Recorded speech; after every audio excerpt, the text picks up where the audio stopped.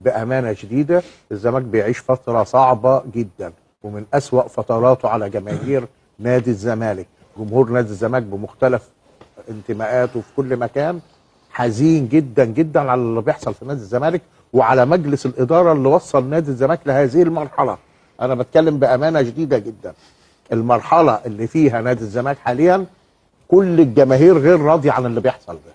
النهارده نادي الزمالك بيانات زي ما حضرتك قلت، بيانات بتخرج، يعني المدير الرياضي مع كامل الاحترام ليه كلهم مع كامل بيطلع بيان. لكن ما كم البيانات اللي بيطلع بيان عشان ايه اللي موجود يطلع عليه كل البيانات، بدل ما تقفل بقى وتمنع وتحوط وتسد الغرامات القيد وتشوف هتعمل ايه اللعيبه.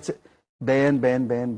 بأمانة شديدة الزمالك بيعيش فترة صعبة جدا، ومن أسوأ فتراته على جماهير نادي الزمالك. جمهور نادي الزمالك بمختلف انتماءاته في كل مكان حزين جدا جدا على اللي بيحصل في نادي الزمالك، وعلى مجلس الإدارة اللي وصل نادي الزمالك لهذه المرحلة.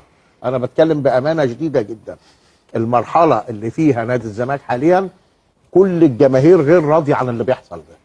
النهارده نادي الزمالك بيانات زي ما حضرتك قلت، بيانات بتخرج، يعني المدير الرياضي مع كامل الاحترام ليه كلهم مع كامل بيطلع بيان. لكن ما كم البيانات اللي بيطلع بيان عشان ايه اللي موجود يطلع عليه كل البيانات، بدل ما تقفل بقى وتمنع وتحوط وتسد الغرامات القيد